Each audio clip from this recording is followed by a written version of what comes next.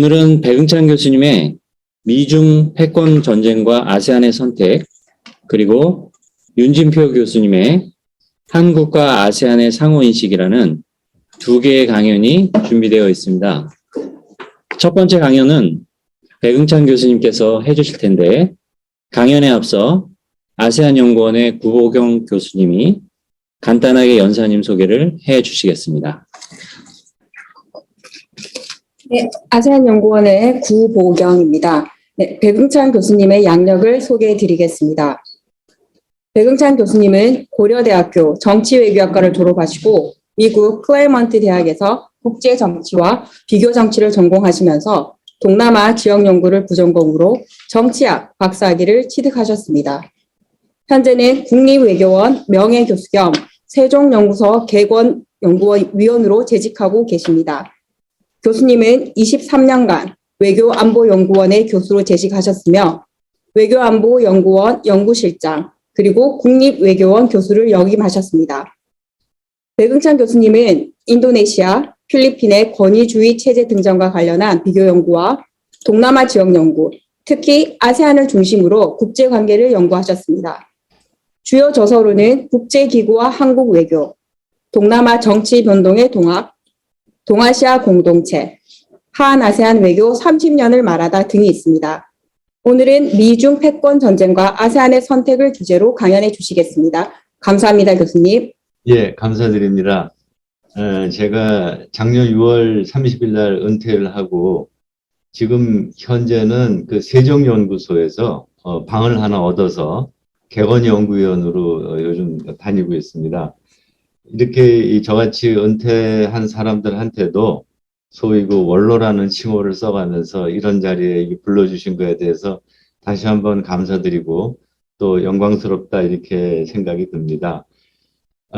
오늘 제가 여러분들과 같이 생각해 볼 주제는 미중 패권 전쟁과 아세안의 전략적 선택은 어떤 것이 될 것인가 하는 이야기죠.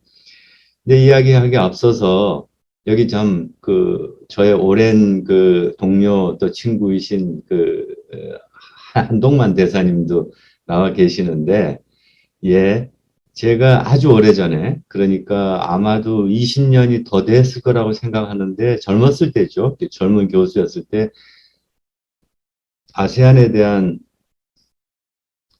당시 외교안보연구원 내에서 원내 발표가 있었는데, 그때 뭐 지금도 그렇긴 하지만 그때는 많은 수의 외교관들이 외교안보연구원에 계셨기 때문에 토론에 참가하신 어떤 그 외교관 한 분이, 제가 그분 이름은 정확하게 지금 기억이 안 나고 스쳐 지나가는 분이었는데 원로 대사 중에 한 분이셨습니다. 저한테 그런 이야기를 해요. 토론을 하시는데 한국도 아세안에 가입하는 게 좋겠다 라고 이렇게 이야기를 하는데, 그 말 뜻 속에는 뭐 사실은 한국은 절대로 아세안 회원국이 될 수가 없죠. 동남아시아 국가가 아니면 사실은 아세안의 멤버가 될 수 없는 건 너무나 명확한데도 불구하고 그분이 그 말을 모르시진 않았을 거라고 생각해요. 어찌 보면 다소 좀 무식하다고 이렇게 들릴 수도 있는 이야기인데, 그분의 의도는 한국같이 이렇게 중소국가가 그 동북아에 이렇게 변방에 혼자 이렇게 내팽개쳐진 상태보다는 우리하고 비슷한 동료의 중소국가 연합체인 아세안의 일원으로서 활동할 수 있고 멤버가 된다면 우리 외교에 훨씬 많은 매니버링 룸이 생길 것이고, 아세안 멤버라고 하는 것이 그만큼 중소국가들의 외교적 매니버링 룸을 넓히는데 매우 도움이 된다라는 의도에서 그런 말씀 하셨는데, 제가 지금 왜 오늘 그런 말씀을 드리는가, 렉처에 앞서서. 근데 과연 우리가 아세안과 같은 어떤 지역협력체의 멤버가, 특히 아세안의 멤버가 되었다 한들 그게 우리한테 크게 도움이 되었을까 하는 그런 좀 유보적인 생각이 많이 들어서 제가 그런 말씀을 먼저 드립니다. 물론 뭐 백지장도 맞들면 낫고 그룹으로 움직였을 때 혼자 움직이는 것보다는 장점이 많다라는 건데, 조금 이야기를 진행시키면서 여기에 대한 어떤 자연스러운 결론도 낼 수 있을 것 같습니다.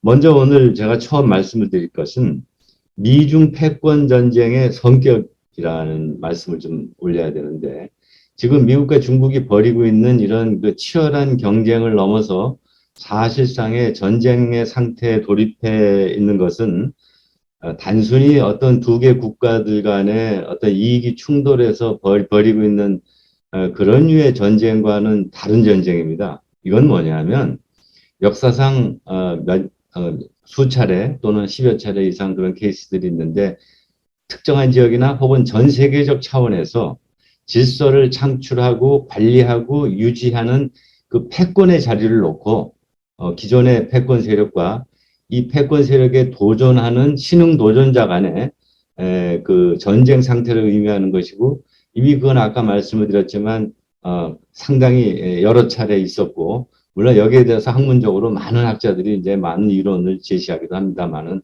제가 오늘 그런 이야기 드릴 건 아니고, 말하자면은 미국과 중국 간의 이 전쟁 상태에 돌입한 것은 향후 국제 질서를 창출하고 유지하고 관리하는데 누가 할 것이냐를 놓고, 미국은 지금까지 해왔던 대로 자기가 하려고 하는 것이고, 중국은 미국을 대체하겠다고 덤벼든 그런 전쟁이죠.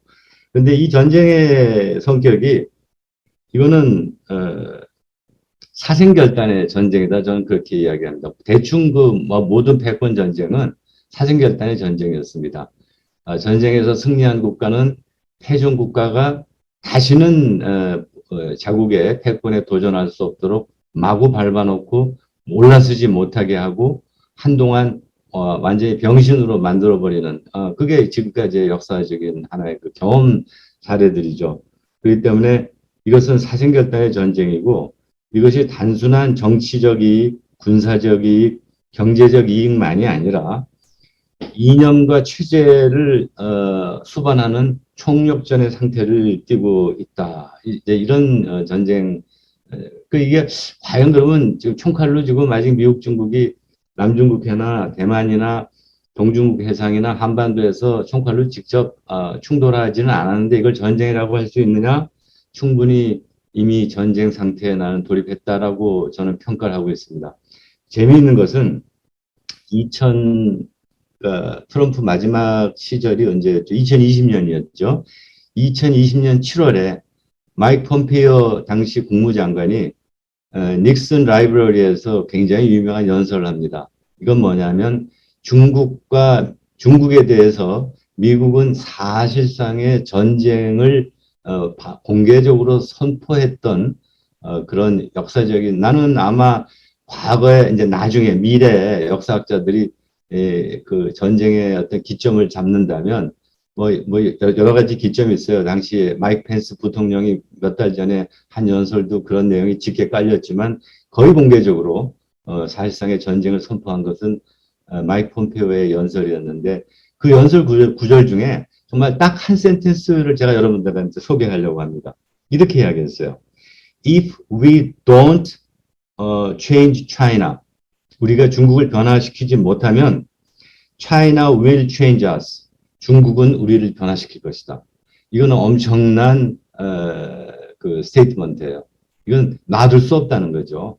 내가 죽든지 중국이 죽든지 이젠 그런 상황에 왔다. 전쟁을 이렇게 공식화했는데, 여기서 그러니까 사실 트럼프 행정부 말기에 이미 전쟁은 나는 시작이 됐고, 지금 그 상태가 계속 유지가 되고 있고, 대통령이 바이든으로 바뀌었어도 미국의 여야 간에 중국에 대한 입장은 대동소이하고 확실하게 중국을 견제해야 되겠다는데 모아주고 있으면 의문의 여지가 없는 거죠.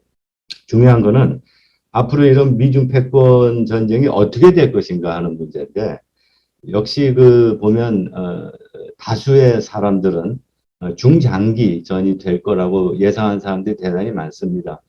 심지어는 그 국무부의 정책기획국장을 했던 분은 이거는 한 세대에 걸친 전쟁으로 연결될 수 있다라고 굉장히 장기적인 그런 관점에서도 봤고, 다수는 중장기적으로 보는데, 그러나 소수의 전문가들 내지 관찰자들은 그렇게 오래갈 전쟁이 아니다.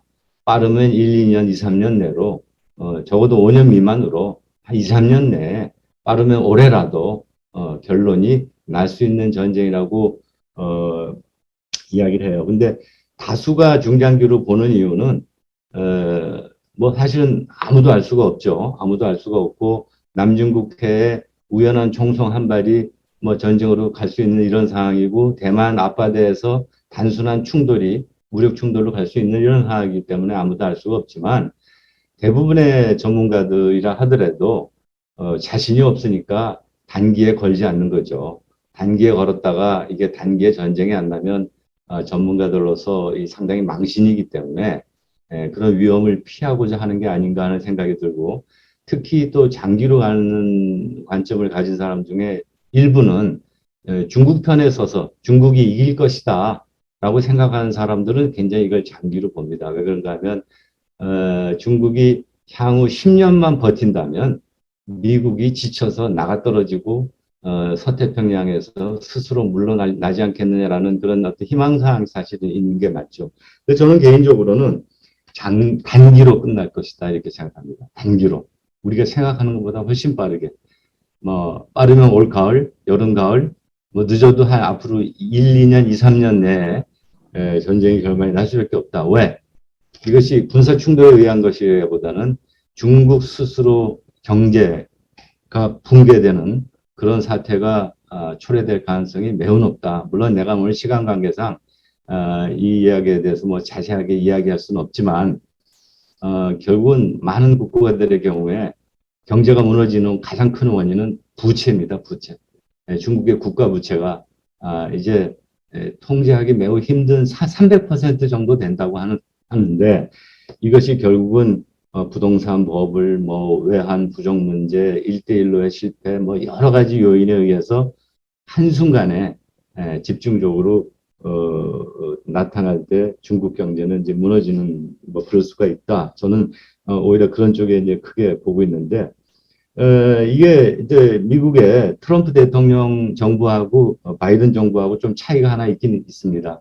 트럼프 대통령 때는 아예 중국의 인민과 중국의 공산당 정부를 분리를 해서 중국 공산당을 붕괴시키는 것이 정책적 목표라는 원론적 그런 입장을 추구했어요. 그러니까 이거는 중국 공산당을 박멸하지 않으면 소위 우리가 말하는 멸공이죠. 멸공하지 않으면 중국 문제는 도저히 해결할 수 없다라는 건데 이 바이든 행정부 들어오면서 멸공까지는 그건 아무도 참 너무 장담하기 어렵고 시진핑의 장기 집권만이라도 막고 시진핑의 3기 연임이라도 블락을 한다면 보다 미국과 타협 가능한 다른 공산당 내 세력과 미국이 코옵테이션을 하고 결국은 상하이방이나 혹은 후진타오 세력과 연계해서 미국의 리더십을 중국이 받아들이면 일단 어느 정도 해결이 되는 거 아니냐. 지금 사실은 바이든 행정부는 좀 그런 쪽으로 움직여가는 게 아닌가라는 뭐 저의 관찰인데 이것이 이제 중요한 거는 이 미중 간의 전쟁 상태에 온 것이 다른 여타 국가들한테 심각한 선택의 문제를 지금 제기하고 있어요. 아시다시피 이 미중 간 패권 전쟁은 불가피하게 전 세계 모든 국가들에게 사실상의 양자택일에 가까운 선택을 압박하고 있다 하는 여러분들과 우리가 피부로 충분히 느끼고 있지 않습니까? 우리 지금 한국도 마찬가지예요. 한국도 마찬가지고 EU 국가들도 마찬가지고 중남미 국가들도 마찬가지고 아프리카에 심지어는 아프리카에 있는 국가들조차도 이 문제에 대해서 그냥 이렇게 간과하고 넘어갈 수 있는 말하자면 오늘날 글로벌 폴리틱스의 가장 중요한 핵심적인 양자 관계는 미중 관계이고 이 미중 간 전쟁 상태라고 하는 것이 모든 국가들에게 선택의 딜레마를 지금 던져주고 있다. 그래서 뭐 여러분들 뭐 다 아시다시피 뭐 유럽의 EU도 물론 내부에 상당한 입장차가 다소 있긴 하죠. 그럼에도 불구하고 전체적으로는 중국에 대해서 이제 견제적 스탠스에 어느 정도 합의하고 있고 사실상 미국과 공조해서 움직이고 있고요. 근데 지금 뭐 또 그중에는 정말 미국과 피로 맺은 형제들 오커스라는 게 있죠. 앵글로색슨 미국, 영국, 호주가 정말 저는 이 21세기 초에 가장 아주 임프레시브한 뭐 그룹핑이 이 오커스라고 보는데 정말 피는 물보다 진하고 공산주의와 시장 경제 체제, 자유민주 체제의 어떤 뭐 정면적인 대립을 지금 이제 보고 있는데 문제는 아세안도 예외가 아니다. 예외가 아닐 뿐 아니라 아세안 역시도 미중 간의 선택을 강요받고 있을 뿐만이 아니라 특히 아세안은 지정학적으로 중국과 면에 있는 지역이에요, 사실은요. 그러니까 중국 입장에서 볼 때는 자기의 백야드가 돼야 될 지역이고 그럼에도 불구하고 미국은 여전히 이 지역에서 자기의 안보 경제 이익을 관철하려고 하고 이것이 통째로 중국의 영향력 하에 넘어가는 것에 대해서 뭐 미국 역시도 절대로 양보할 수가 없는 거죠. 그런 아세안이기 때문에 아세안 역시도 우리 한국이 뭐 안미 경중이라고 해왔죠. 지금까지 안보는 미국에 대해서 또 경제는 중국에 의존하면서 양쪽의 균형을 맞추고 적절하게 잘 매니지해 나가는 뭐 그런 거 지금 현재 그렇게 해왔지 않습니까? 뭐 아세안이라고 별로 그거하고 특별히 좀 다르진 않습니다. 그러나 이제 아세안이 우리하고 좀 다른 점이 하나 있긴 합니다. 그게 뭔가 하면 여러분들 뭐 다 아실 거예요. 아세안 중심성, 아세안 센트럴리티라고 하는 거 뭔지 다 아시죠? 그게 뭔가 아세안 주도로 아시아 태평양 지역 또는 인도 태평양 지역의 어떠한 정치, 경제, 군사, 다자 안보 구도를 항상 아세안이 호스트하고 아세안이 퍼스트 무버가 돼서 아세안이 주도로 이것을 관리하고 움직여서 여기서 강대국 간의 힘의 균형을 추구하고 아세안 국가들의 이익을 맥시마이즈 하자라는 그 아세안 센트럴리티에 대해서는 다 아실 거예요. 근데 이게 이제 한국하고 좀 다른 점인데, 물론 이제 그 아세안 중심성이라는 걸 이렇게 내부적으로 들여다보면 역시 역내 최대 국가 인도네시아가 가장 중심적인 역할을 하고 있고, 그 다음에 1967년 아세안이 창립한 이래로 인도네시아를 포함해서 싱가포르, 태국, 말레이시아 역시 이 4개국이 필리핀이 여기 들어가지 않습니다. 사실은 굉장히 아세안 이너서클에서 중요한 핵심 4개국이 이제 아세안 센트럴리티를 추동하고 있는데 그럼에도 이제 이 아세안 센트럴리티 주장하는 동남아 국가들 입장에서는 이 문제에 대해서 어떤 스탠스를 취하고 있는가, 또 취해 왔는가, 이런 거죠. 싱가폴, 저기 리센융 총리도 수차례 뭐 공식적으로 언급을 했는데, 아세안은 향후 미중 어느 편도 공식적으로, 공개적으로 선택하지 않았으면 좋겠다. 그렇지만 불가피하게 선택할 순간이 올 수도 있겠다. 그거 왔을 때 그럼 어떻게 하냐?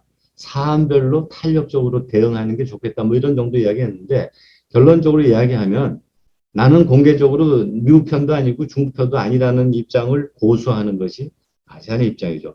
그러면서 아세안 센트럴리티를 내세우면서 자신들 주도로 뭐 이미 뭐 한계성은 분명하지만 자신들 주도로 무언가 좀 해보려고 하는 그게 아세안의 공식 입장인데요.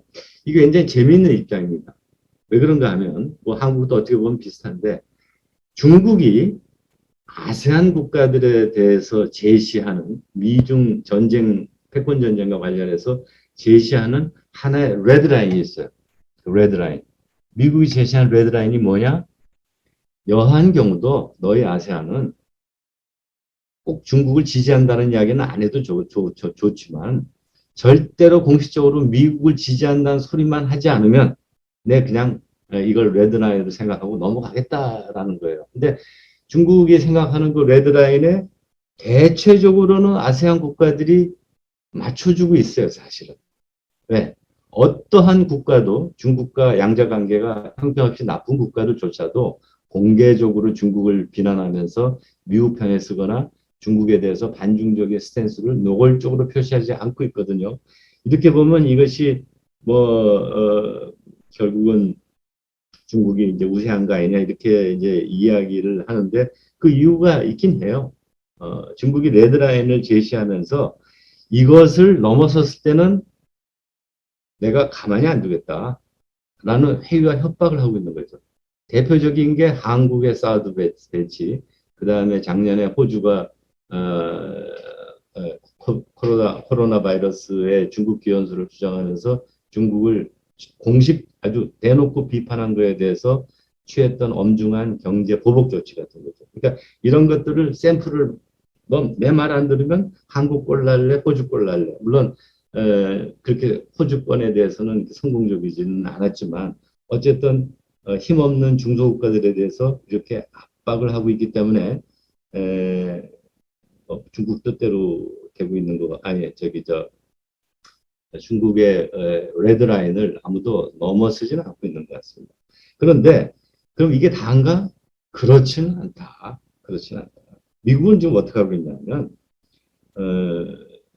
전통적으로 좀 다소 우리 한미동맹과는 그 격이 많이 다르긴 합니다만은 여전히 형식적으로 안보동맹을 유지하고 있는 필리핀, 태국을 역시 이 미국과의 공조체제 안에 편입을 시키려는 노력을 꾸준히 하고 있고 또 같은 공산주의 국가이긴 하지만은 중국과 영유권 문제로 무력 충돌까지 경험했던 베트남 은 물론이고 이 영내 특히 이 동남아 지역에 중국의 과도한 영향력에 대해서 상당히 우려하고 비판적이고 이를 위해서는 미국의 이 지역의 프레젠스를 계속 높여나가야 된다는 것을 공개적으로 언급하고 있는 싱가포르.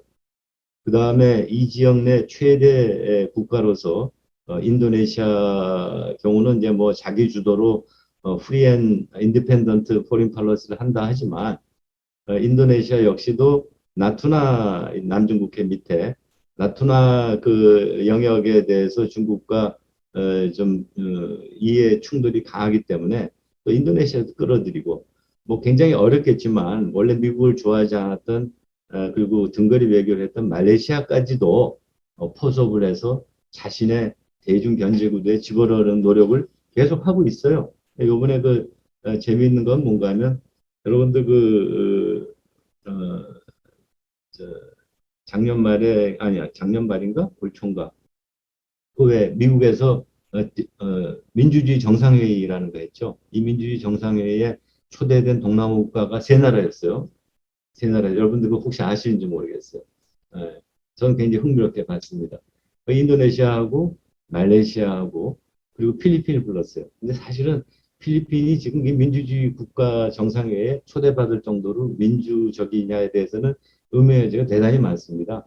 뭐 체포 구금 영장 없이 한 10,000명을 총으로 쏴 죽였으니까 마약범이라 그래서 그때 인권 문제가 심각한데 그래도 아마 미국은 다음 대통령 선거에서는 워낙 그 필리핀이 친미적인 국가이기 때문에 다시 미국의 품으로 돌아올 거라는 기대 속에 그렇게 세 나라를 불렀는데 여기에 또 말레이시아까지 이렇게 뭐 부른 거 보면 또 싱가포르 빠진 거죠. 싱가포르는 일당 독재라고 해서 뺀 모양입니다.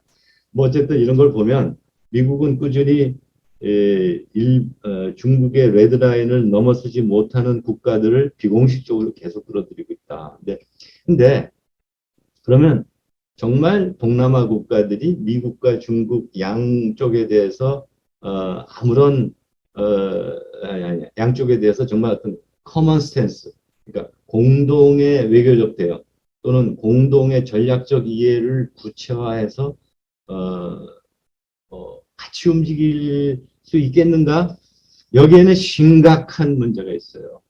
저는 아세안 센츄럴리티를 원론적으로 동남아 국가 중에 누구도 반대하지 않는다고 보지만 아세안 센츄럴리티라는 것이 그렇게 한계를 가질 수밖에 없는 것은 동남아 모든 열나라 모든 국가가 중국 차이나 팩터, 중국을 어떻게 전략적으로 관계 설정을 할 것이냐의 문제에 대해서 1990년대 초 중국과 동남아 국가들이 외교 관계를 수립한 이래로 한 번도 의견 일치를 본 적이 없다. 한 번도 나라마다 중국에 대한 센스가 다 달랐기 때문에.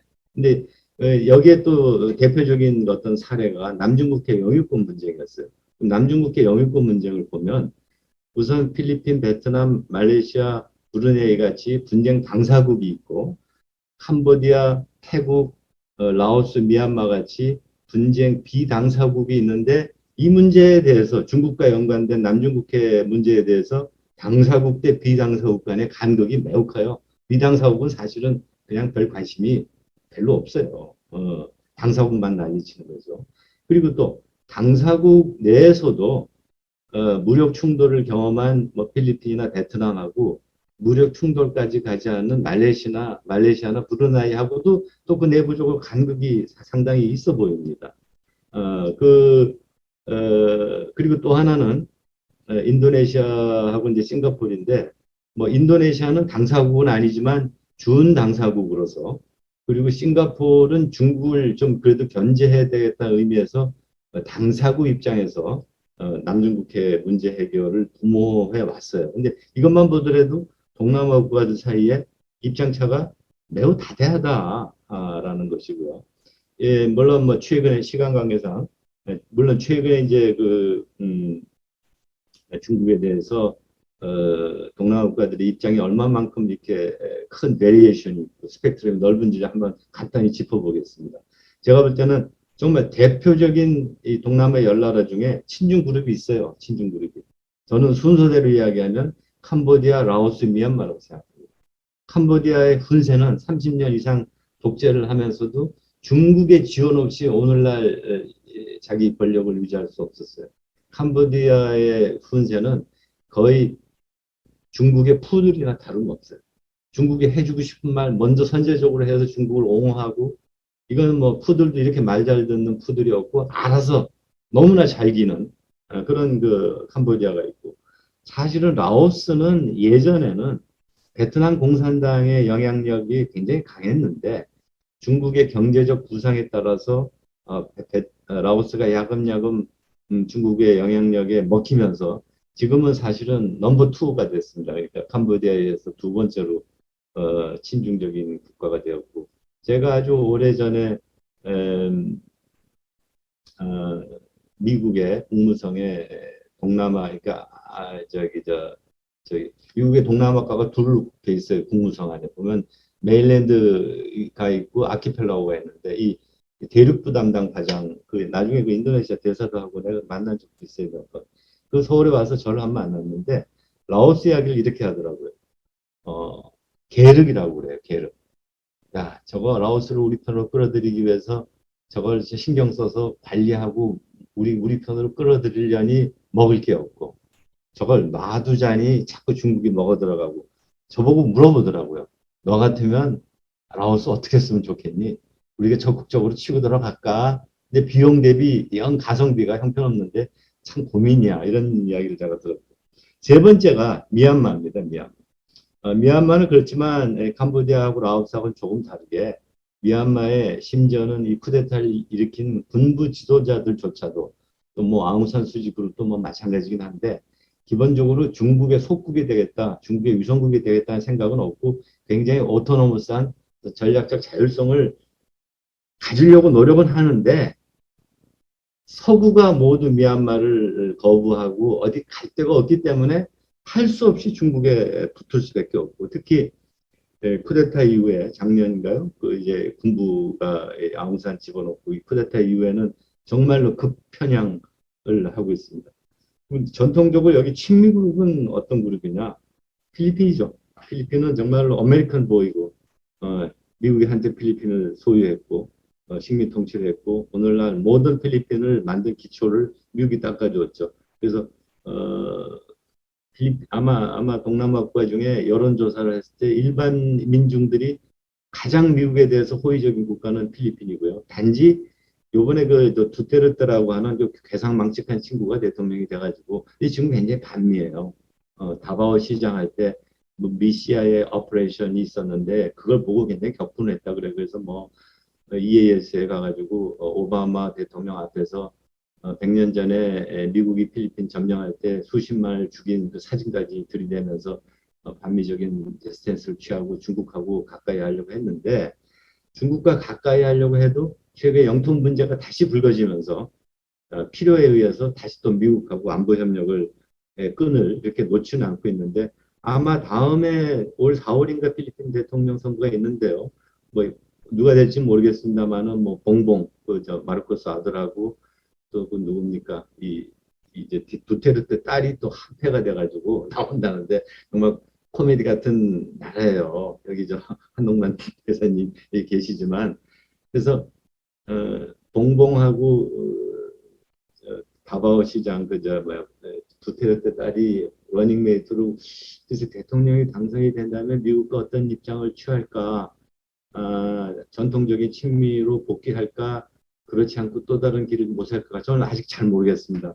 뭐 그거 알려면 한번 제가 필리핀에 가서 한번 현지 조사를 해야 되고 한동만 교수님한테도 한동만 대사님한테도 한번 여쭤봐야 될지도 모르겠는데 그 다음에 이제 친미적인 국가는 베트남이에요. 사실은 뭐 베트남이 일당 지배 공산주의 국가에서 미국과 가깝다고 이야기하는데 저 의아한 분들 많이 계시겠지만 중국의 철천지 원수입니다. 이 베트남.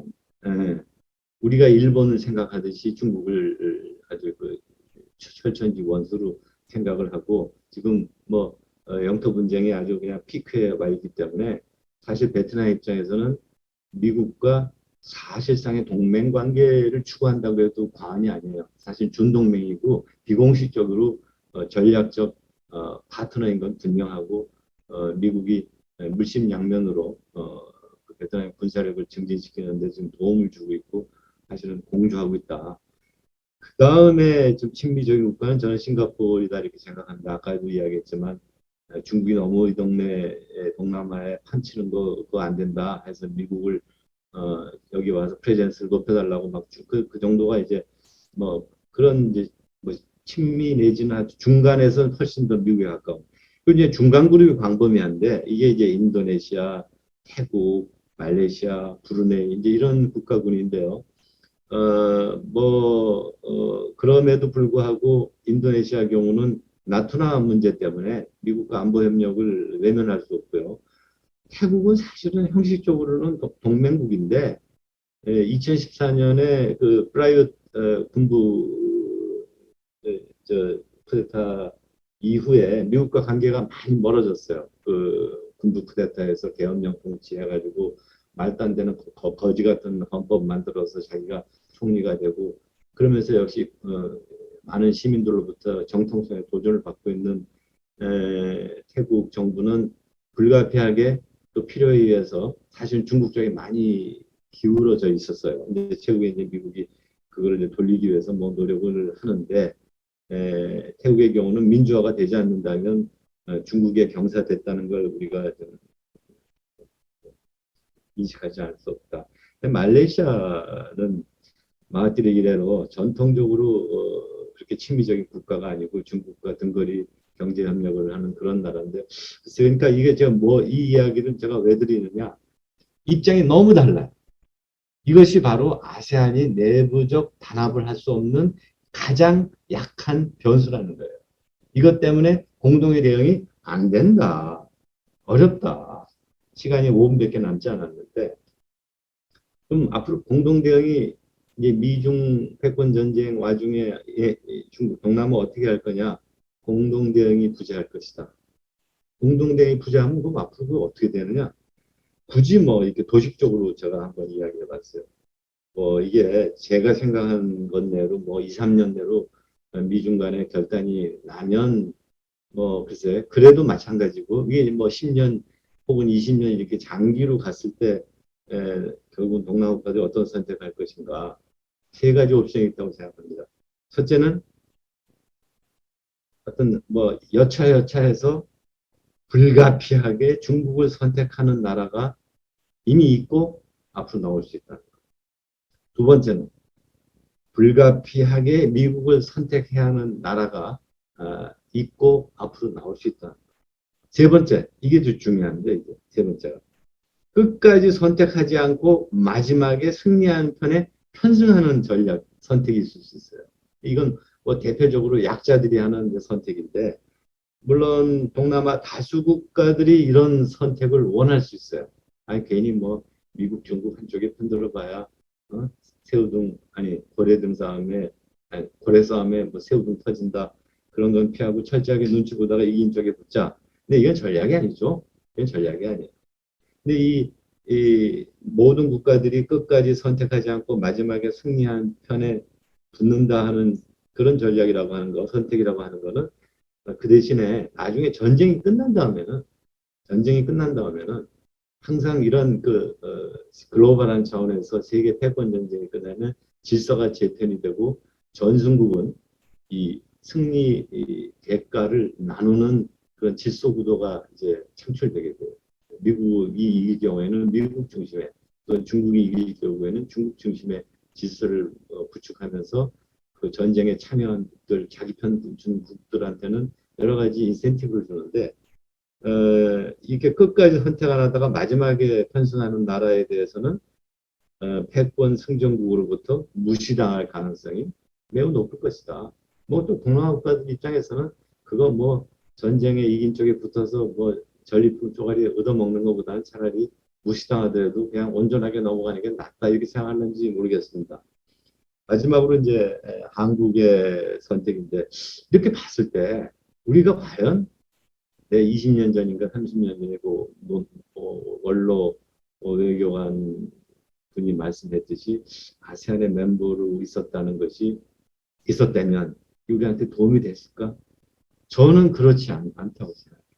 물론 뭐 지금 한국 정도의 경제 규모나 군사력이 동남아 어느 한 지역에 우리가 있었다면 당연히 아마 동남아 국가의 리더가 됐을 거예요. 지금 인도네시아보다 우리가 훨씬 월등하니까 모든 면에서.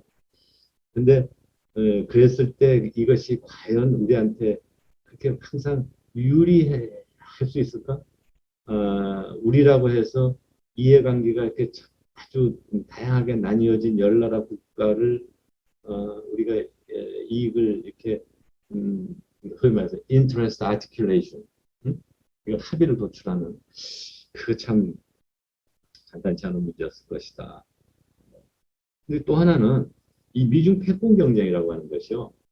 전 세계적 차원에서 동남아뿐이 아니라 소위 그 중간지대, 미들 파워, 어떤 뭐 소위 뭐 믹타 같은 거 있잖아요. 믹타. 이제 중견 그룹 미팅이죠. 뭐 그런 거 한테 좀 각광을 받았지만 제가 볼 때는 이런 중간지대 중견국 뭐 이의 룸이 거의 없어진다. 사실은 별 의미가 없다. 결국은 이제는 파워 폴리틱스다. 이제는 힘의 관계에 따라서 선택을 하지 않을 수 없는 이런 거고 우리 한국이 앞으로 어떻게 할 것인가?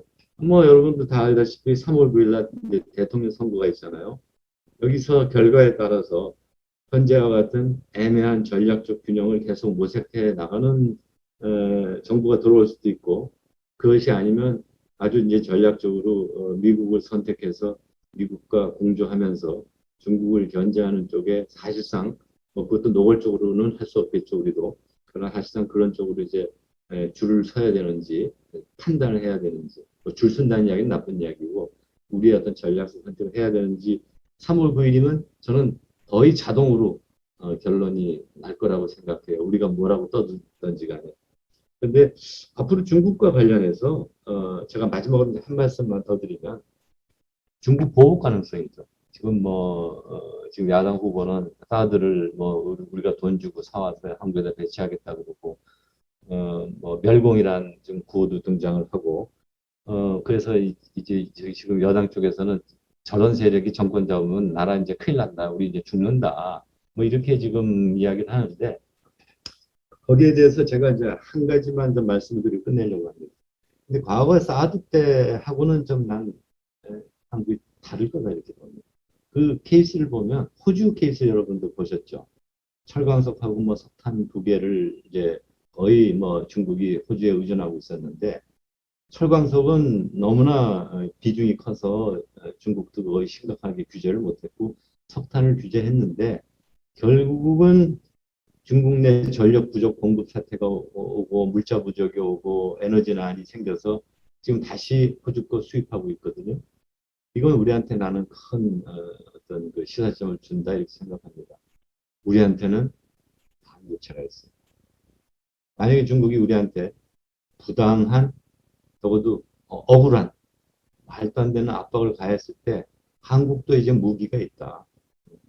물론 반도체를 중국에 들어가는 거를 규제하거나 양을 줄이거나 아니면 최악의 경우에 전면적으로 이걸 막는다 할 정도까지 그렇게까지 갈란지는 알 수 없지만 부분적으로라도 우리의 특히 메모리 반도체 경우는 우리가 아마 한 수출 10%나 20%만 줄여도 중국 산업이 거의 일시에 큰 충격을 받을 수밖에 없다. 따라서 중국도 함부로 부당하게 한국에 대해서 하는 데는 이제 사드 때와 좀 앞으로는 좀 달라질 수 있는 변수는 물론 우리 기업이 손해 보는 거는 각오를 어느 정도 해야 되는데 그걸 미국도 마찬가지예요. 미국이 지금 이코노믹 디커플링 중국에 대해서 디커플링을 하는데 미국도 자기 기업이나 자기 비즈니스 인터레스의 손상을 최소화하면서 지금 하고 있는 거거든요.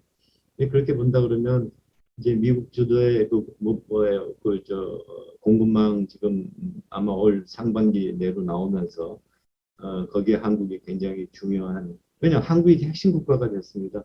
반도체, 2차 전지 이거 지금 앞으로 그다음에 또 하나 뭐지 AI 여러 가지 등등의 이제 한국을 빼고 미국이 공급망을 생각할 수 없을 정도로 어떻게 보면요 일본보다 우리가 더 중요해졌어요. 일본이 반도체를 제대로 만듭니까? 2차 전지를 우리보다 더 빼어나게 합니까? 기타 다른 첨단 분야에 우리보다 이제는 일본이 더 나은 게 없어요.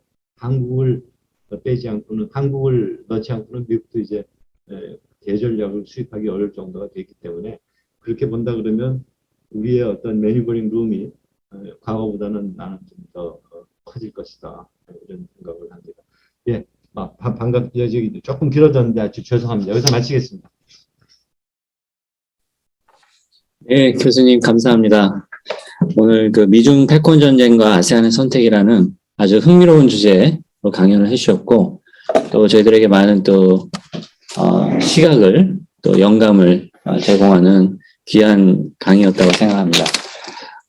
Q&A 시간을 가질 텐데 우선 채팅으로 들어온 것부터 먼저 말씀을 드리고 그리고 이후에 또 질문을 받도록 하겠습니다. 네, 안녕하세요. 주 아세안 대표부의 이영은 서기관입니다. 배 교수님의 강의를 시간 가는 줄 모르고 흥미롭게 들었습니다. 질문 하나 드리고 싶은데요.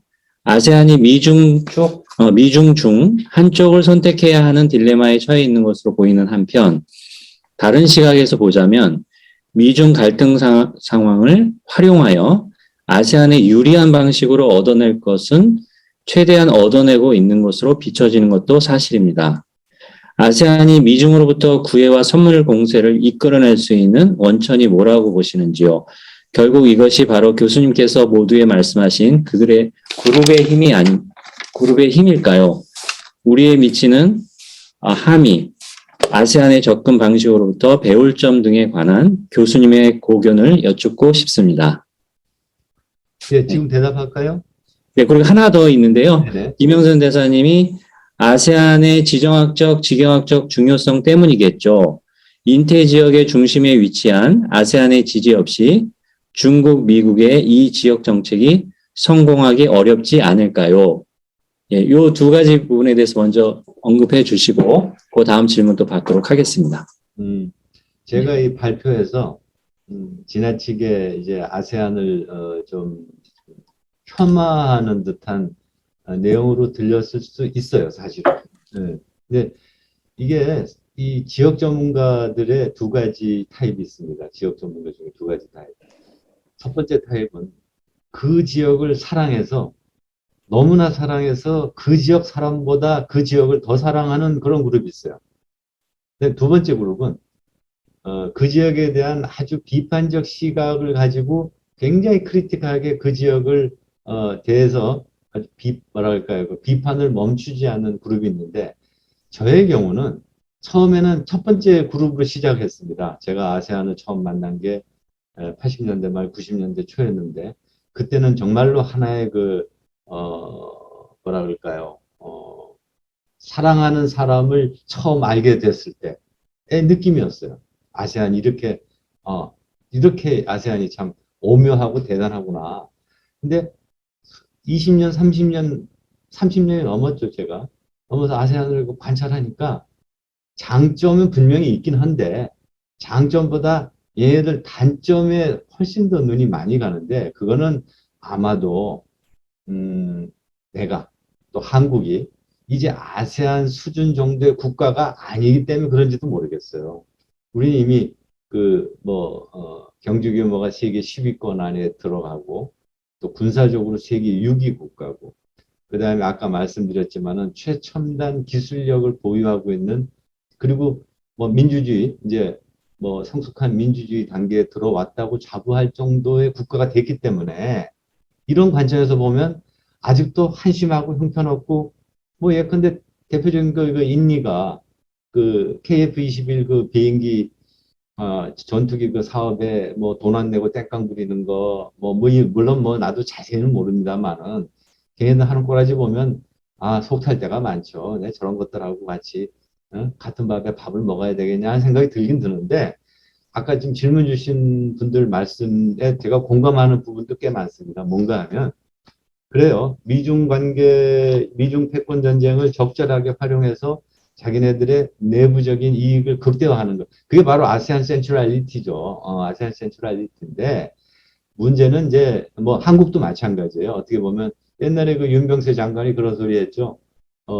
우리가 지금 미중 모두로부터 러브콜을 받고 있어서 우리 지금 기분 좋다, 행복하다. 이게 우리 잘 나가고 있다. 이런 이야기를 한 적이 있는데, 그 말을 전적으로 동의는 하지 않지만, 부분적으로는 또 맞을 수도 있는 이야기예요. 그런데, 그때하고 지금하고 이제 사정이 다르다는 거예요, 내 말이. 무슨 말이냐. 경쟁하면서 러브콜을 받고 이거 할 때 하고, 이제 조만간 사생결단에 대혈투를 벌어지기 직전하고는 이건 매우 다르다. 이제는 전략적 결단을 해야 되는 거다. 그런 관점에서 제가 오늘 이야기 드렸다 말씀드리고 싶습니다. 네, 그러면 원장님 해주시죠.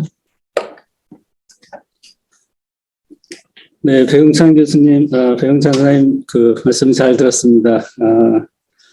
오늘 그동안에 배용찬 우리 선생님께서 외교안보연구원 지금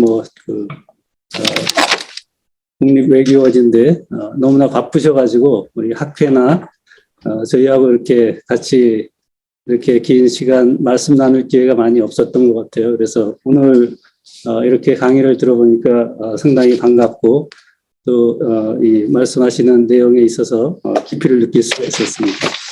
제가 듣기에도 이제 선생님 말씀을 하셨는데 좀 이 강연 중에 좀 외교적인 수사라든가 돌려서 말하지 않으시고 직설적으로 이렇게 말씀하시는 부분이 상당히 인상적으로 들었습니다. 아까 이제 말씀하신 것 중에서 이게 미중 관계를 아주 어찌 보면은 극단적으로 치달을 것이고 또한 아주 단기간에 이런 문제가 어찌 보면 어떠한 형태로든 이제 결정이 될 것이다. 그리고 우리나라를 포함해서 아세안도 마찬가지고 전 세계가 선택을 강요받을 그런 이제 시기가 곧 도래할 것이다. 이렇게 이제 말씀을 해주셨는데, 이게 이제 과거의 어떤 패권 전쟁과 혹은 이 패권 다툼과 오늘날의 그 패권 다툼의 성격을 같이 봐야 하느냐. 제가 생각할 때 너무나 현실주의적인 그런 관점에서 이 국제 관계를 바라보는 시각이 아닌가 그런 좀 느낌이 좀 들었습니다. 자유주의적 시각이라든가 구성주의적 시각에서 국제 관계를 바라본다면 과거의 어떤 패권 전쟁과는 다르게 지금 미국과 중국과의 패권 전쟁도 어느 정도의 범위 내에서 타협을 볼 수 있는 그런 여지는 없지 않은가. 아까 이제 말씀하신 것 중에 이제 호주 예를 들으셨는데 중국이 예를 들어서 호주한테 강요한다고 하더라도 일정 부분 레버리지를 가지고서 거기에 대해서 대응할 수 있는 그런 여력이 오늘날 이 복잡한 국제사회 행위자도 많고 또 서로 상호 의존된 그런 부분도 상당히 많은데 단순하게 이렇게 미국과 중국과의 어떤 패권 전쟁을 파국적인 그런 시각으로 바라보는 게 옳은지 좀 약간 의문이 좀 들었습니다. 그 부분에 대해서 한번 말씀을 해주셨으면 좋겠고, 아세안 어제도 지난 우리 설명에서도 그 얘기가 나왔는데 한국의 아세안 가입 아마 뭐 아세안이 받아들이지는 않겠지만 비슷한 논의가 아마 호주에서도 있던 걸로 이제 알고 있습니다. 호주에서도 이제 정부 일부 관계자들이 아세안을 가입해야 된다 하는 이제 그런 얘기가 나왔는데 거기에 이제 반대하는 이 입장에서의 어떤 그 논지를 들어보면은 아세안에 만약에 받아들여져서 아세안에 가입한다면 보다 그 아세안의 어떤 규범이라든가 자신들이 이제 만들어 놓은 여러 가지 틀이 있는데 그 안에서의 어떤 활동할 수 있는 범위가 오히려 더 줄어든다. 오히려 이렇게 외부에서 플러스로서 아세안과 서로 협력하는 것이 더 자율성을 가지고 또 국익에도 훨씬 더 도움이 될 수 있다. 이제 그런 논지였던 것 같아요. 이 백응찬 선생님께서 생각하시는 그 부분에서 우리가 아세안과 어떠한 형태의 그런 관계를 맺는 게 가장 바람직한지에 대한 그런 두 가지 질문을 드리고 싶습니다. 네, 감사합니다. 굉장히 아주 좀 어려운 질문 주셨습니다. 첫 번째 문제에 대해서 더 이야기를 하면 물론 뭐 자유주의적 시각이나 구성주의 등등으로 이 문제를 달리 보는 방법은 있을 수 있는데요. 그건 그냥 달리 보는 방법일 뿐이고 결코 앞으로 일어날 현실은 나는 아닐 거라고 생각합니다. 왜 그런가 하면 이 역사적으로 봤을 때 현실적으로 봤을 때 한쪽은 자기의 기득권을 놓지 않으려고 하고 한쪽은 그 기득권을 뺏겠다고 하는데 전쟁이 안 일어난 경우에는 제가 이렇게 스무스하게 트랜지션 오브 파워, 권력 교체가 일어난 거는 한 번밖에 없었어요. 그거는 19세기 말 20세기 초에 영국의 패권이 2차 세계대전, 1, 2차 세계대전을 통해서 미국 넘어간 건데 그게 유일하게 전쟁 없이 패권이 넘어간 경우거든요. 근데 그거는 지금하고 너무 달라요. 뭐가 다르냐? 이거는 인종적으로 앵글로색슨이요, 크리스찬이티, 그 다음에 기독교적 베이스, 시장 경제 체제, 자유민주주의 공통의 기반이 굉장히 강했다. 미국이 영국이고 영국이 미국이다라고.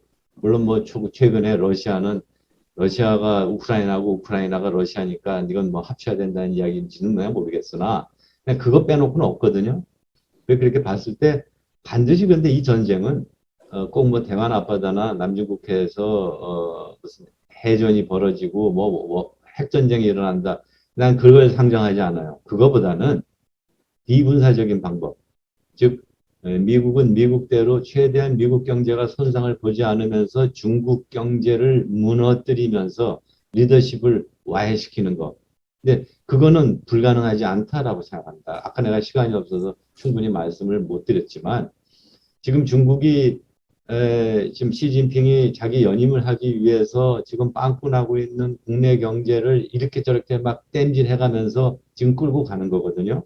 근데 벌써 헝다 사태가 벌어지고 앞으로 그 다음에 또 하나는 뭐예요? 기업이 국가의 권력을 넘어서지 못하도록 기업을 압박하고 쬐고 이거 지금 경제 성장률이 올해 중국은 6% 이하로 성장할 때 굉장히 이제 위기가 오는데 올해부터 그 위기의 원년이 될 거다. 작년 연말에 4%였어요. 제 생각에는 이제 올해부터 심각한 리세션, 수축 국면이 올 텐데 과연 중국 내에 지금 제가 보기에는 시진핑이 결코 편치 않을 것이다. 아마 무서워서 해외도 못 나갈 것이고 쿠데타 가능성 항상 있고 그 다음에 상하이반과 공청단의 어떤 반격이 올 가을 전후로 어떤 형태로 또 그 뒤에 미국이 있을 수 있고요. 그러니까 저는 결론적으로 이야기를 하면 미중 간의 타협이라는 거는 한 가지 가능해요. 시진핑이 최소한도 연임을 못하고 미국과 타협 가능한 중국 공산당 내 리더십이 들어온다면 그런 시나리오는 가능할 것이다 라는 게 저 개인적인 생각인데 그러나 강경한 보수주의자들은 또 어떻게 이야기하냐면 뭐 상해방이나 공청단 중심의 새로운 리더십이 들어와서 미국하고 협력한다 하더라도 그건 임시다. 궁극적으로 공산주의를 고수하고 공산당을 유지한다면 그거는 언젠가 가서 또 파국이 난다. 뭐 이렇게 미국 내에서 그렇게 의견이 갈려져 있는 것 같아요. 그리고 두 번째 질문이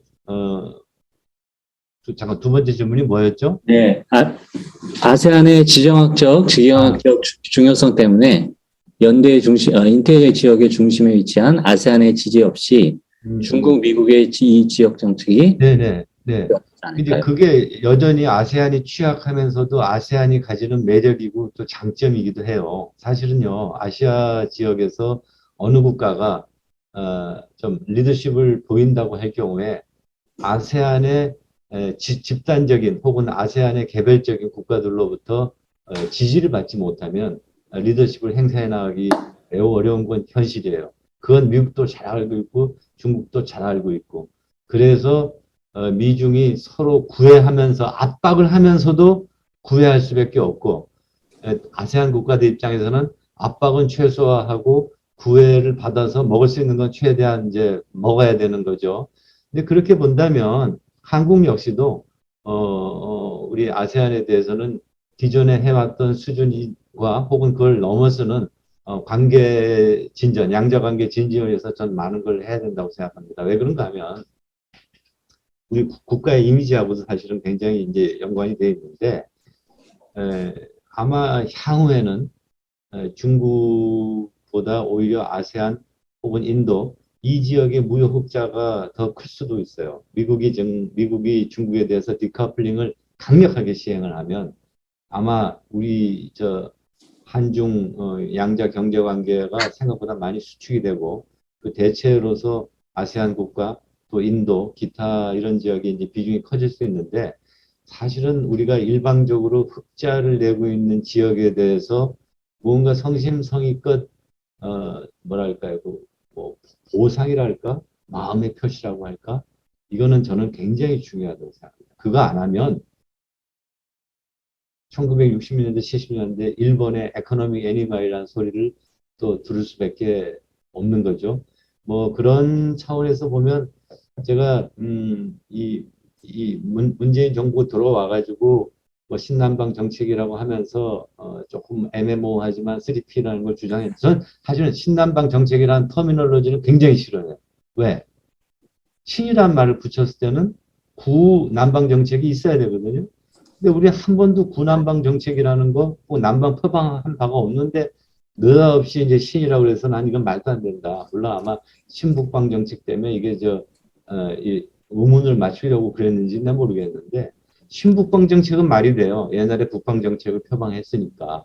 뭐 그건 좀 약간 여담인데 뭐 그럼에도 불구하고 뭐 좀 애매모호하지만 3P라고 하고 뭐 뭔가 좀 하려고 했는데 제 생각에는요. 그게 근데 말은 그렇게 했는데 서브스탄스가 별로 없어요. 서브스탄스가. 그래서 아마 차기 정부는 뭐 3P를 그대로 뭐 아마 야당이 집권하면 3P 없어지겠죠. 여당이 집권한다 하더라도 3P라는 말에 집착하지 말고 정말로 좀 서브스탄스를 채워나가는 노력을 해야 되는데 글쎄요. 그게 이제 구체적으로 어떤 게 돼야 될지 저도 뭐 이 국제관계에 이제 주력하다 보니까 그 문제에 대해서는 다소 이제 좀 초월하게 생각을 했는데 하여간 뭔가 빈 제목은 달았는데 그 제목 밑에 소제목을 많이 달고 거기에 하나하나 좀 구체적인 액션 플랜 같은 거 이런 거는 분명히 해야 되고 또 그렇게 해야 우리가 아시아 지역에서 존경받는 선도국이 되는 거 아닐까요? 저는 그건 필요하다고 생각합니다. 네, 감사합니다. 한동만 대사님께서 손을 들어주셔서요. 네, 말씀해 주시기 바랍니다.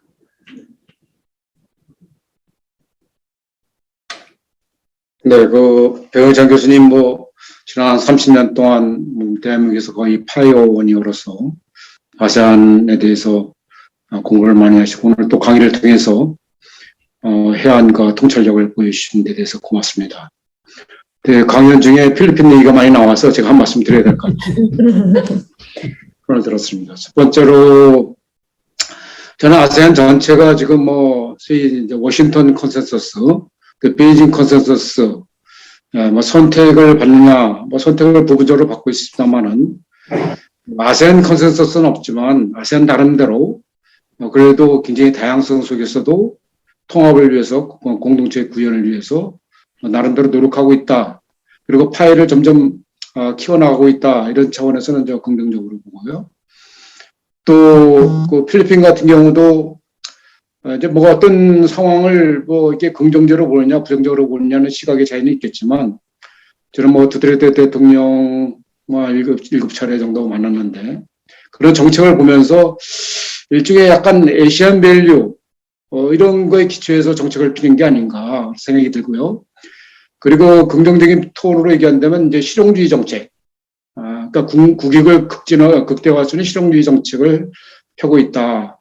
그 대표적으로 중국의 투자를 많이 유치하기 위해서 물론 이제 국제해양재판소에서 남중 국해 관련해서 승소를 했음에도 불구하고 중국과 연대를 계속 유지를 하면서 중국 내 한 30% 아니 필리핀 내한 30% 넘는 화교 이런 화교와 또 연대해서 투자를 계속 유치하려고 하고 교육도 늘리려고 하는 그런 실용주의 정책이 아닌가. 본인들은 뭐 인디펜던트 팔라시라고 얘기를 합니다. 그러면서는 조금 긍정적으로 봐야 되는 게 아닌가 싶고요. 또 우리나라 1960년대, 70년대처럼 필리핀이 장기적으로 이제 성장을 하려면은 그동안 식민 경험하면서 이제 사실 인프라 투자를 식민 지배 국가에 거의 안 했거든요. 그래서 이제 GDP의 7%까지 인프라 투자를 하기 위해서는 결국 인프라 투자에 돈이 어디서 오느냐. 뭐 중국에서 많이 또 오는 것을 기대를 하고 또 물론 인권 탄압이라는 문제는 있습니다만은 이제 마약 사범을 이제 근절을 하면서 치안이 굉장히 좋아졌습니다. 그 치안이 좋으면서 또 외국인 투자가 또 늘어나는 그런 선순환 구조도 또 있었습니다, 사실. 그런 면에서는 좀 우리가 좀 달리 봐야 되는 게 아닌가라는 생각이 들고요. 두 번째로 중국 문제 관련해서는 뭐 아까 이제 반도체 우리가 이제 수출을 중단하면 중국도 피해를 받는다 뭐 그런 말씀하셨는데 사실은 뭐 그 우리가 이제 반도체를 만드는데 전 세계 이제 히토류가 중국에 지금 이제 생산량 8, 90% 됩니다. 그래서 히토류나 이런 공급망 이런 문제가 있을 때는 결국은 우리가 또 상당한 손해를 보지 않을까 하는 생각이 들어서 뭐 스탠퍼드의 신기석 박사는 뭐 우리가 지금 미중 간의 새우가 아니고 최소 돌고래다 얘기를 아직도 하고 있지만 군사력 6위고 경제력 10위지만 1위와 6위는 굉장히 차이가 많이 나거든요. 1, 2위와. 그래서 우리 현실에 좀 맞춰서 우리가 좀 어떻게 우리가 국익을 증진할 수 있는 실용 얘기를 해야 될까 그런 생각이 들고요. 사실 아세안은 뭐 지금 투자 2위, 교육 2위, 관광 1위, 그 다음에 뭐 인프라 중동을 앞섰습니다. 인프라 1위. 그래서 경제적인 측면에서는 굉장히 그 매력적인 아직도 시장이고 뭐 지정학적, 지경학적으로 굉장히 중요한 지역이다 하는 생각이 듭니다. 제가 이제 질문할 내용은 사실 하루 전에 말씀을 하셨지만 신단방 정책의 이제 그 지속성 문제입니다. 아세안이 보기에는 이제 3T 이걸 합니다. concrete, 뭐 consistency, 그다음에 comprehensive 이런 것을 얘기하는데 지금 주한 그 아세안 대사들을 만나면 많이 걱정들을 합니다. 이게 이제 차기 정부에서 신단방 정책, 어떤 구호는 뭐 whatever the name is, 구호는 상관없이 아세안을 중시하고 아세안을 그런 정책이 이제 다음 정부에서 누가 집권하더라도 좀 희석되지 않을까 그런 걸 굉장히 두려워합니다. 그래서 우리가 정부와 상관없이 어떻게 하면 이 신남방 정책을 좀 지속적으로 할 것인가. 물론 많은 사람들이 너무 신남방 정책이 중성주의적이다. 뭐 그런 비판을 하기도 합니다만은 좀 이렇게 지속성 있게 뭐 이름과 상관없이 아세안에 대해서 어떻게 우리가 정말 친구로서 또 미래지향적으로 발전시킬 수 있는 것인가. 그거에 대해서 좀 말씀해 주시면 큰 도움이 되겠습니다. 감사합니다. 우리 대사님께서 저에게 질문을 하셨다고 하지만은 대사님 말 속에 모든 그 대답이 사실은 다 들어가 있어요. 근데 역시 이제 이런 관점인 것 같아요.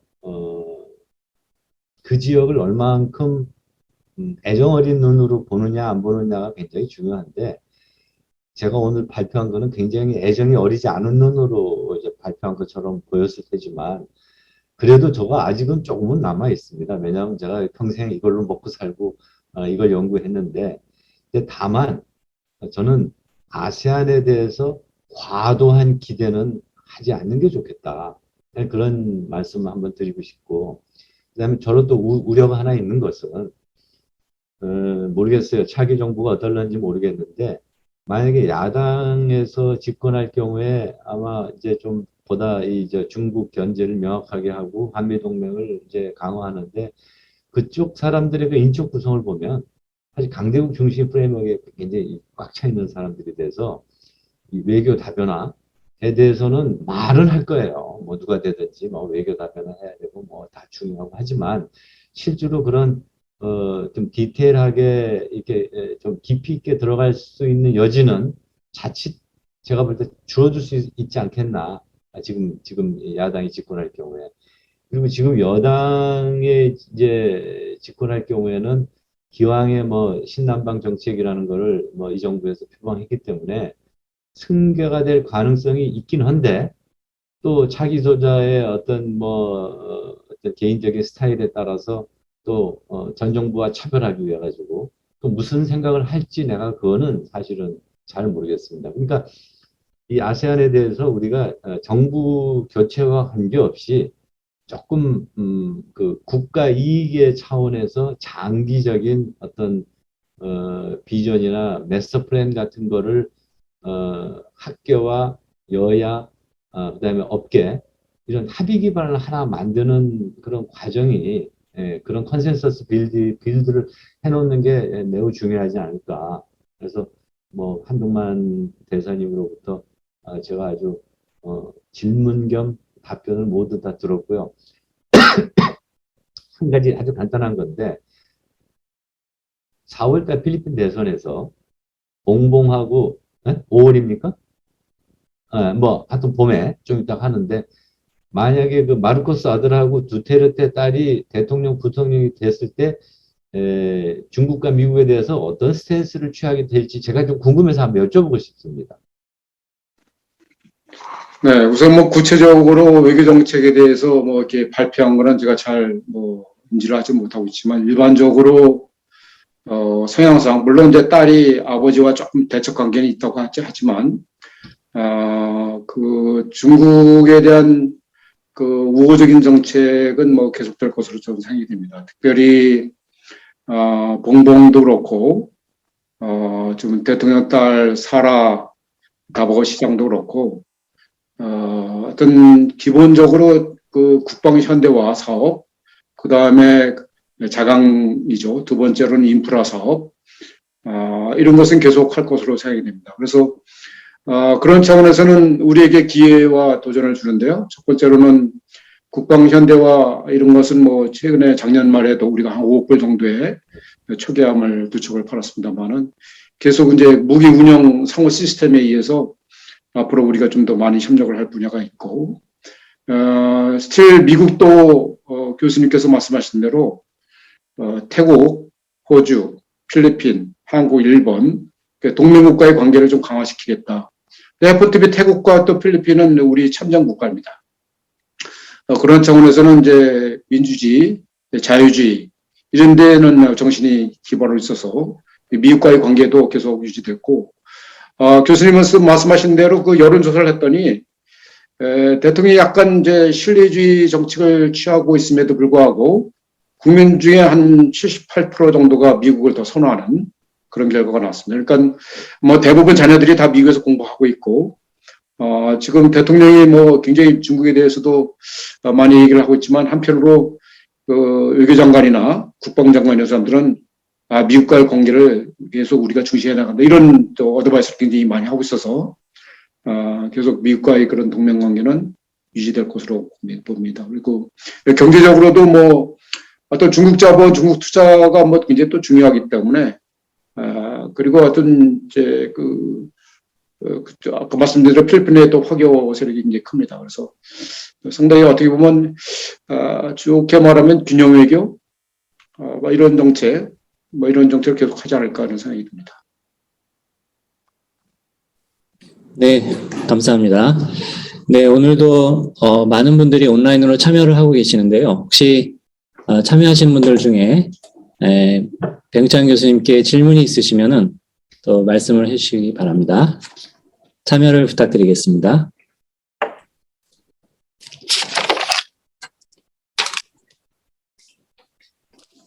네, 뭐 추가적인 질문이 없으신 것 같은데 그래도 교수님은 이대로 보내드리기가 좀 아쉽기 때문에 저도 질문 하나 좀 드리도록 하겠습니다.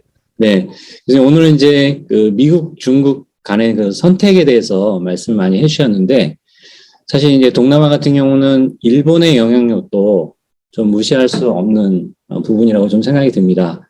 그래서 일본의 어떤 역할 그리고 또 그것이 또 한국에 주는 어떤 시사점 그런 게 있다면은 교수님의 고견을 한번 좀 듣고 싶습니다. 제가 특별히 덧붙일 말씀이 많지는 않아요. 일본은 역시 중국과 경쟁 관계이기 때문에 중국에 결코 이제 영향력에 있어서 뒤지지 않기 위해서는 자기네들이 할 수 있는 모든 일을 사실은 일본도 하고 있죠. 하고 있고 단지 이제 일본 경제가 추락을 하면서 과거만큼 이 지역에 물론 여전히 굉장히 큰 부분, ODA의 큰 부분을 차지하고 있지만 이제 점점 줄어들고 있는 거는 막 현실일 수밖에 없고 그런 점에서 일본은 굉장히 좀 속으로 좀 답답해하지 않을까.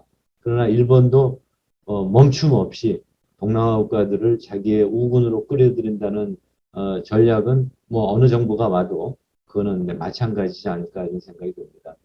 제가 마지막으로 한 말씀만 더 드리면 제가 너무 견광부회적으로 중국이 굉장히 우리가 생각하는 것보다 짧은 시간 내에 그 경제가 무너지면서 리더십 교체가 일어날 수밖에 없고 이거는 경우에 따라서는 중국 공산당의 미래, 장래에도 어떤 무시하지 못할 영향을 미칠지 아무도 알 수 없다 이제 그런 이야기를 했는데 사실은 좀 잠깐만요. 사실은 좀 견광부회적인 측면이 분명히 있음에도 불구하고 제가 이런 생각을 이제 글로 나타낸 게 제가 은퇴하면서 낸 책이 있어요. 이 책의 마지막에 두 번째 오늘 한 주제와 매우 유사한 글을 하나 썼는데 거기에 좀 더 자세히 이제 설명은 되어 있는데 제가 그 이후에 이 글을 1년 반 전에 쓴 거, 2년 전에 쓴 글인데 최근에 내가 중국의 내부 움직임에 대해서 저 나름대로 굉장히 열심히 팔로우를 해서 보고 있는데요.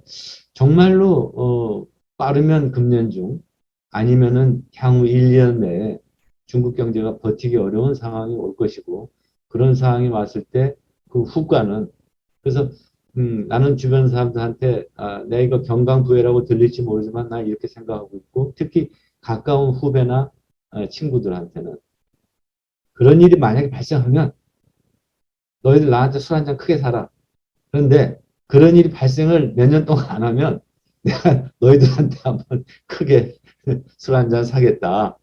그렇게 농담 삼아 하고 있습니다. 그래서 요즘은 제가 동남아 아세안 전문가라기보다는 사실은 거의 준중국 전문가 수준으로 중국에 대한 여러 가지 팔로우를 사실 많이 하고 있어요.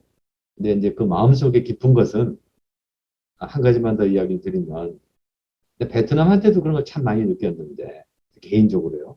다니면서 아무리 가까워져도 과거에 중국하고 우리하고 가까웠던 적도 있었고 또 베트남이 우리를 배우기 위해서 우리한테 열심히 했던 적이 있고 저 그때 참 자주도 다녀봤습니다.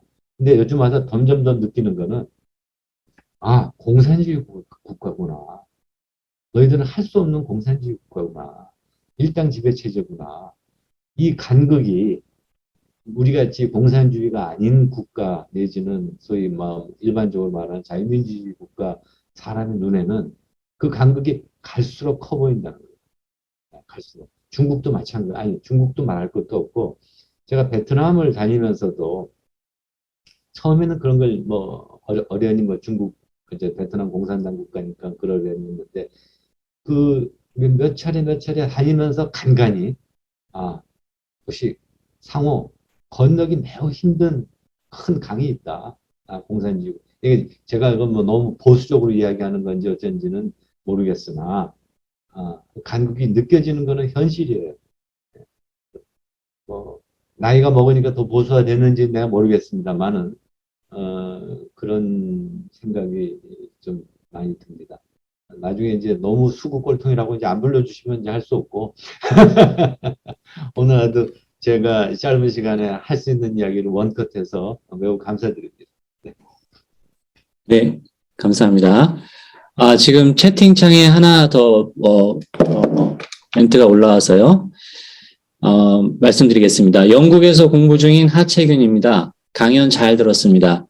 신남방 정책의 3P 중 서브스탠스가 부족하다는 말씀을 주셨는데, 지금까지 나타난 한 아세안 협력의 한계라면, 아세안과 한국 모두 서로에게 기본적으로 2차, 세컨티어 협력 대상이라 그렇지 않을까 합니다.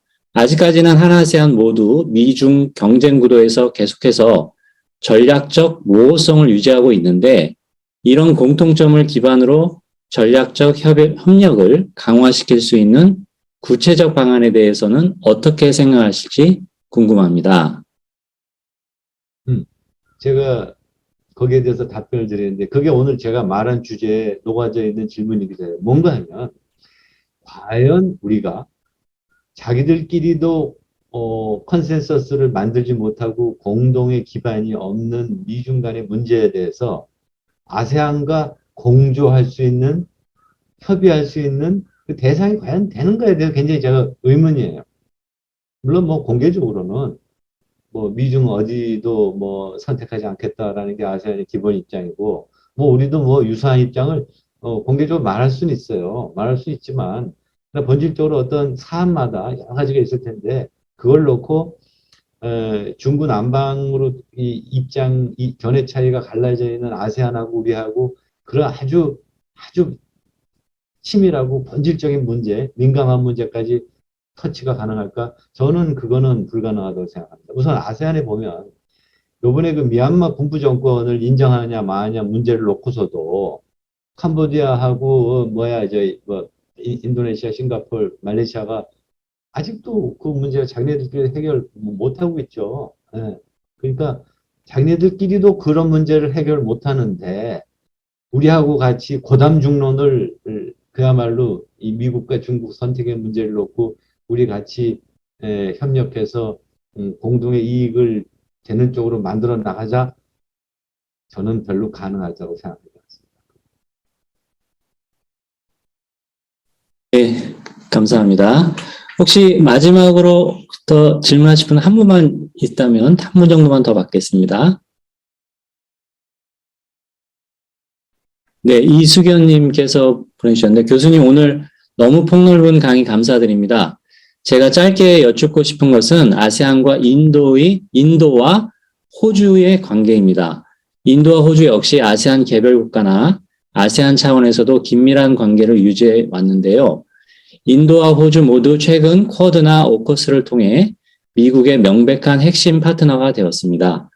호주의 핵 잠수함 도입에 대한 아세안 국가들의 우려도 있고 주변 국가들의 친미 성향 강화가 인도 아세안, 호주 아세안의 관계도 영향을 줄 수 있을 거라 생각하시는지요?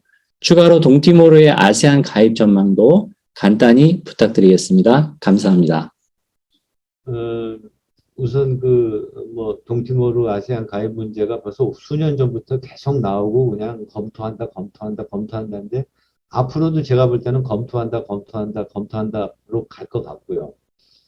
그 다음에 인도, 호주 같이 이제 동남아하고 인접한 주요 국가들이 미국 중심의 반중 전선에 이제 들어간 거 아니겠어요? 그것도 제가 보기에는 아세안에게 적지 않은 영향을 당연히 나는 미치리라고 생각합니다.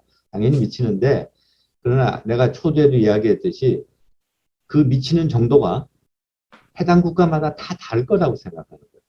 그러니까 미치는 정도를 열 나라가 똑같이 느꼈다면 뭐 공동의 대응이 나오기가 훨씬 쉽겠지만 미치는 정도가 나라마다 다 다르고 나라마다 중국과의 이해관계 또 인도네시아 이해관계 아니 저기 호주 인도와 이해관계가 다 다르기 때문에 내 생각에는 이건 일률적으로 뭐 참 평가하기는 대단히 좀 곤란한데 그러나 이것이 무언으로 아세안한테 야 이거 우리 빼놓고 주변에 일본, 인도, 호주 또 만약에 정권이 3월 9일 날 우리나라가 보수로 정권이 교체가 된다면 거의 사실은 그 주요 국가들이 다 반중 내지는 중국을 견제하는 포지셔닝을 하게 될 것 같은데 그렇단다면 그것이 전체적으로 아세안한테도 좀 선택하는데 나는 다소간의 도움을 줄 수는 있을 것 같아요. 예컨대 우리 빼놓고는 다 저쪽이네.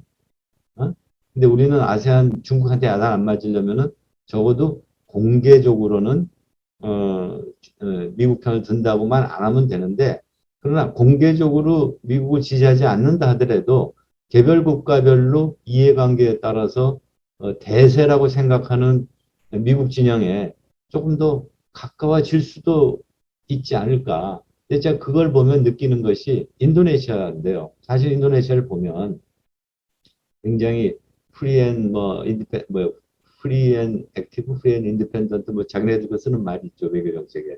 그거 하고 주도적으로 뭘 하고자 하는데 뭐 돈 때문에 중국하고 관계 뭐 중시해 나가면서도 결국은 이 주도국으로서 전략적 차원에서 특히 또 나투나 문제 관련해서는 인도네시아도 조용히 미국의 군사적 리더십, 미국과의 안보 협력 이걸 마다하지 않고 있다는 거거든요.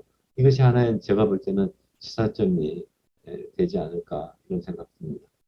네, 감사합니다. 네, 그 말씀하시는 중에 한 가지 질문이 채팅에 좀 올라와서요. 네, 동티모르가 아세안에 가입하지 못하고 있는 주요 이유는 무엇인가요? 이렇게 이한우 선생님이 질문을 해주셨는데 간단하게라도 좀 답변해 주시겠습니까? 글쎄, 뭐 우선 이거는 그냥 저는 정보나 어떤 들은 바는 전혀 없는데 제 생각을 이야기를 드리면 우선 동티모르의 국가적 정체성을 사우스 뭐 지리적으로 보면 동남아라고 할 수도 있는데 그 포르투갈 식민지였고 그리고 그 뭐랄까 차라리 동남아 국가들 입장에서는 쟤네들은 저쪽 태평양 쪽 보소국가로 분류되는 게 편하다고 생각하는 것이 또 인구도 굉장히 적죠. 근데 그 코딱지 같은 국가가 하나 또 들어와가지고 응? 뭐 반나라 콩나라 뭐 무슨 뭐 비토 파워가 된다거나 아각됐을 때 나는 그걸 달가워할 것 같지 않아요. 그것도 뭐 무슨 뭐 자원이 엄청나게 많거나 어떤 포텐셜을 가지고 있으면 아쉬워서라도 불러들일 텐데 뭐 별반 그런 것도 없고 차라리 그냥 호주하고 저쪽으로 해가지고 남태평양 국가군으로 가라고 하는 것이 아세안 국가들의 속마음이 아닐까 네, 그런 생각은 듭니다.